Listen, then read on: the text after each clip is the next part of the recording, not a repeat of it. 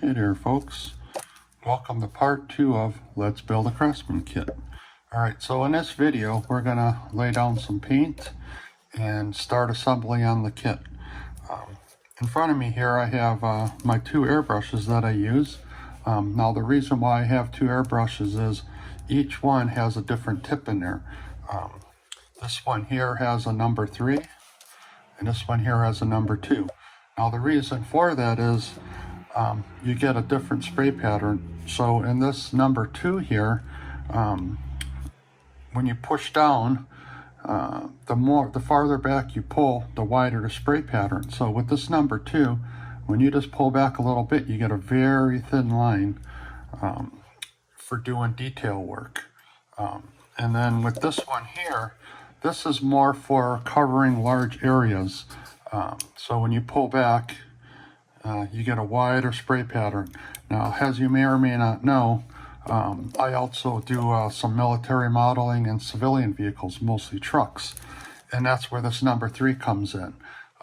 So when you go to paint, that's a bigger scale, right? It's not, HL scale, which is smaller. The trucks and stuff and cars and tanks are pretty big. And also with the number 3, you can spray a little bit thicker paint. A lot of times with painting the trucks and civilian stuff, I'll use enamels, which tend to be a little bit thicker. And then this one here is great for doing scenery. Like if you go back or if you look at on YouTube at Boomer Dioramas, one thing I learned from him is that he uses an airbrush for doing scenery, adding color and stuff. So when you lay your ballast down, something I learned from him, which I never thought of doing, is he puts in, some Tamiya earth tones, and he goes around and adds color to the stuff just to add, a little bit more to his dioramas and stuff. So that's the reason for the 2. These are, like I said, these are Pache Eagle Talons. They're budget friendly for the most part. When I started out to see, before I bought these, I bought a cheap one from Harbor Freight just to see how it works and kind of learned. Those work fine, but they too tend to clog and a little bit more difficult to clean. These come apart really easy. So yeah, this is what I use to paint my models. So, all right, let's lay down some paint. All right, this is my spray booth where I do all my airbrushing. It's just a basic setup. It's exhausted out the window. And then to power the airbrush, I just have a 3-gallon DeWalt pancake air compressor. As you can see on there, we have a moisture trap, and that prevents moisture from getting into the airbrush and mixing with the paint, which will cause splatter, and you don't want that. So again, that takes all the moisture out of the line. This side it exhausts out the window. I just have some clips there to hold parts when needed. But yeah, it's just that's where I do my painting. All right, let's paint. All right, so I decided to go with, like we discussed in the other video, Dr. Ben's Rustic Barn Red and Flat Red from Vallejo. I just mixed about 80 milliliters of that, 3 drops of that. I think it came out okay. I did a sample piece here. All right, so let's lay some color down, eh? I'm getting a little bit of splatter, but that's all right. We're not doing a custom paint job, but not sure how well it's going to pick up on camera. I have the light more focused on the paint booth. So now you see I started on that sidewall first. Just being a fact, you don't want to really start on the main focus of your building just to make sure it's going to look all right. You don't know I did that test piece, but as you can see too, is this one does have a really wide spray pattern, but that's kind of what we want for that. And that's really it. Now normally I'd be running that exhaust fan, but don't want to make too much noise for the video, so alright. Looking good.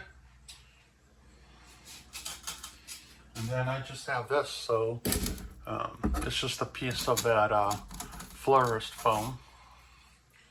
Put it in to dry.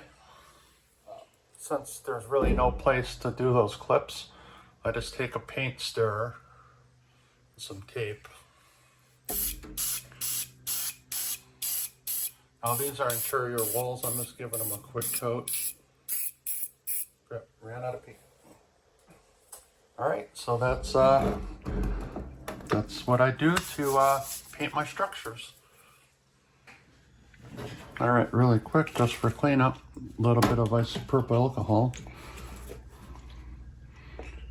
I'll fill that up there, and then I kind of give her a little mixy poo. And then we do what's kind of a we call backwash. Need to get my towels here. Spray out a little bit, and then cover the nozzle, and you can kind of hear it bubbling in there. Sorry about the camera work, but that's all I have. Did the best I can to be able to show it. But yep, just clean her out, and you just rinse and repeat. Now I have this guy here. Notice I blew the first one through there. And really, that's all you really need to do. Cleans up nice and easy. I know a lot of people don't like airbrushing because they say, well, it's a lot of work and, you know, but mess and stuff. But turn the pressure up a little bit on my compressor here, and I just run a few cycles through, do the needle,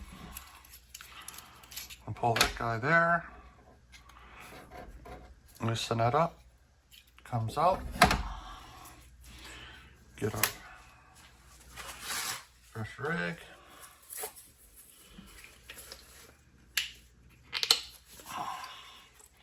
and isopropyl alcohol. Oops, sorry. Wipe down the needle. Looks good.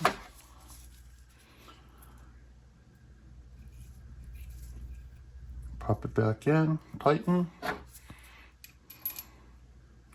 Sure it lines up.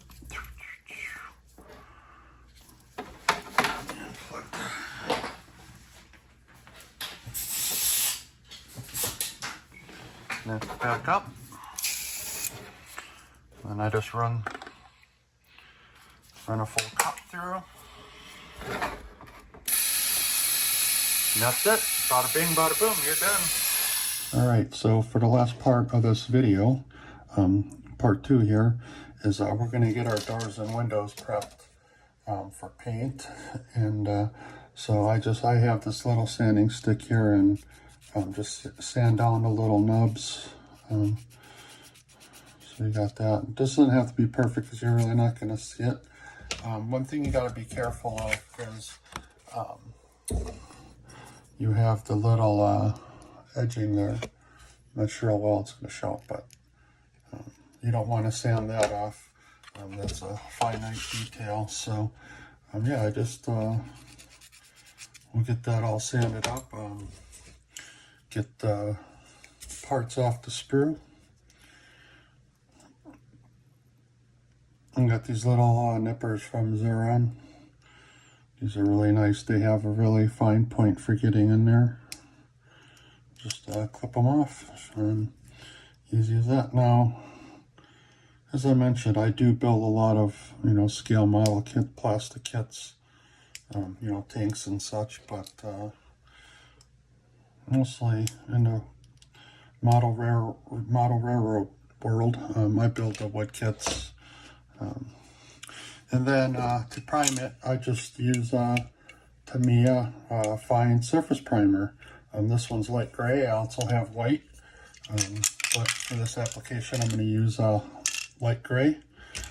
So, okay, that's it for this video. I'm going to get the primer on these, and in part 3, we'll start doing maybe a little bit of weathering and then add some signage and stuff. We'll go over that in the next video. So until then, folks, take care.